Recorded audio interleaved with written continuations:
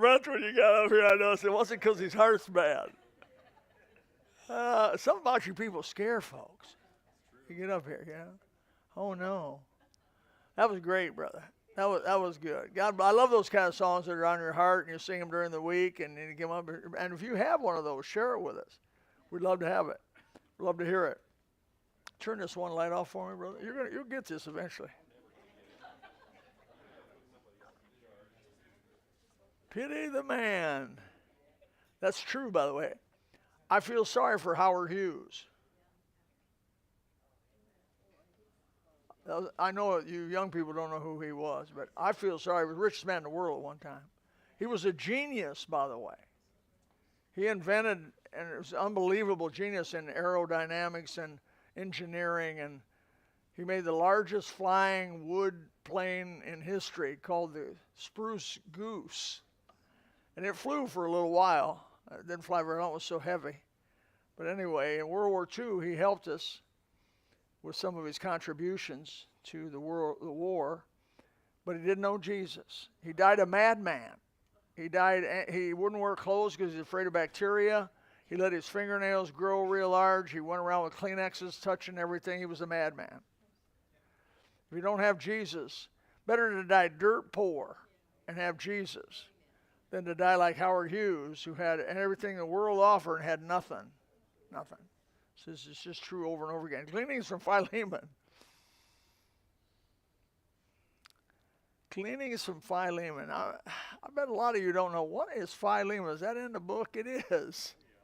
It is in the New Testament there. So this is the theme verse. Perhaps he therefore departed for a season, that thou shouldest receive him forever. Onesimus was a slave to Philemon. And he got mad at Philemon, and he wasn't saved. He ran away from Philemon. Met Paul. What would be the potential of that happening? Met Paul.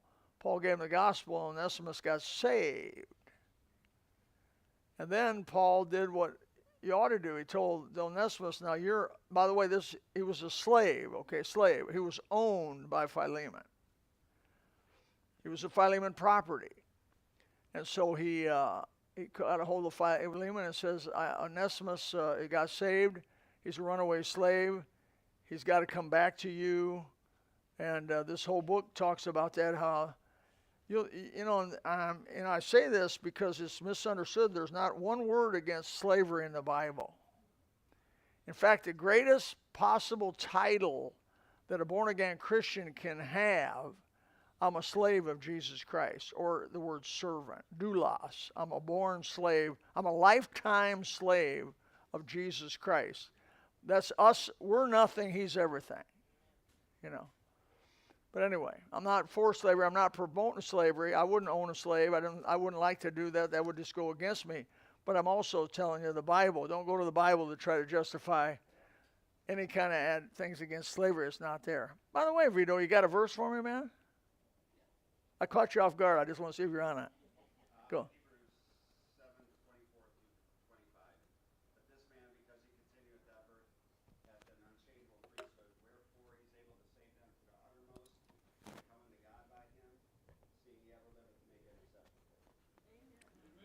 You're getting better and better. You're getting better and better, brother.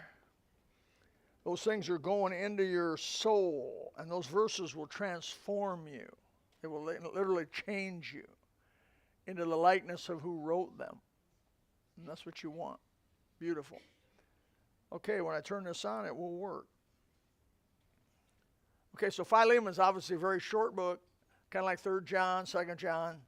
This should not be very long tonight, but it would be hopefully helpful to understand the book of Philemon. So some facts. Philemon is part of what they call the prison epistles. Paul's first imprisonment in Rome in Acts chapter 28 is where we find that out. It's about Paul had at least 2 imprisonments, maybe 3 imprisonments, but we know he at least had 2. One of them there in Acts chapter 28, which he was later released from.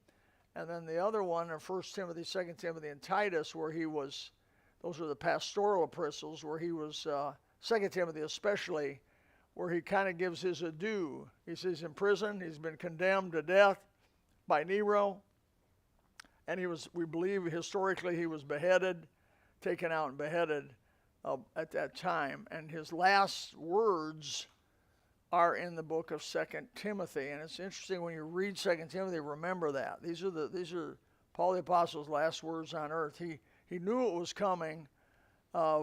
Jesus had told him when he appeared to him on the road to Damascus, he told him, "I'm going to show you what great things you're going to suffer for my name's sake." How would you like that for a forecasted ministry?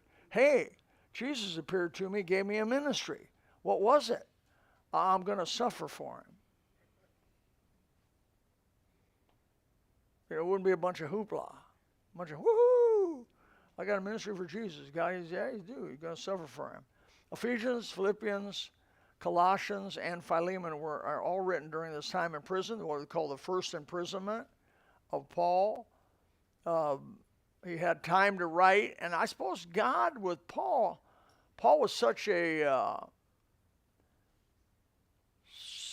aggressive witness for Christ, such a daring witness for Christ, that wherever he went, he stirred a commotion up.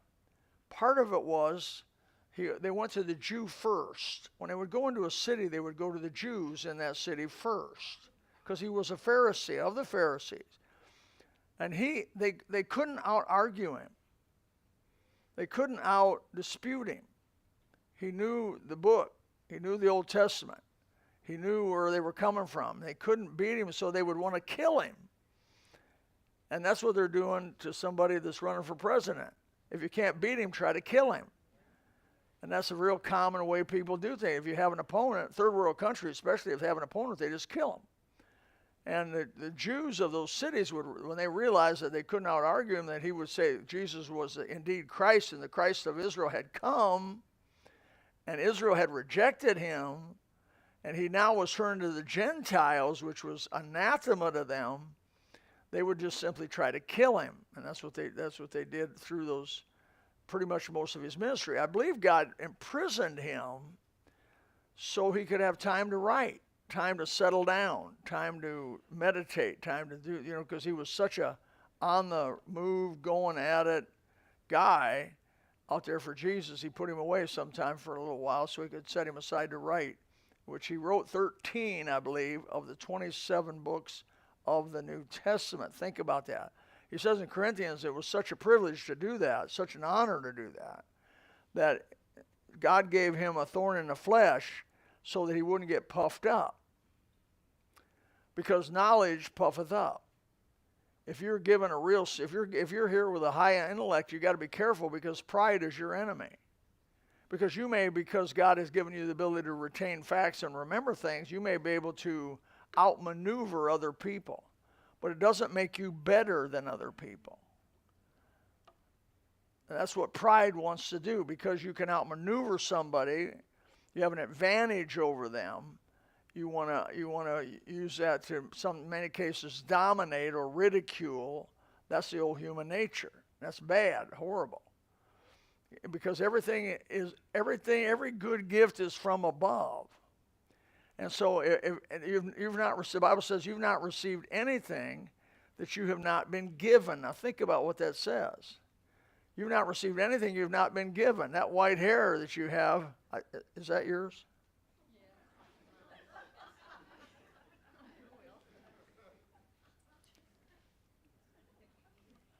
I mean, you've not received anything you haven't been given. Your eyes have been given to you. You didn't earn your eyes. You didn't have any reason God gave your eyes to you. He gave your mouth to you. He gave your intellect, whatever intellect you may have or may not have, he gave it to you. Now, he gives it to you and you can make something of it. That's up to you, and that's the accountability we have. We have a gift and then we're told to make something of it. Absolutely. Example, it'd be like Sandy Antos. She had to give the piano, but she had to practice. You have to practice the piano to play it? Yeah. Her dear sweet daughter's got the gift on the piano, but had to practice. How many hours, how many days, how many countless times where other kids were playing, throwing dirt around or whatever I'm doing outside, you were inside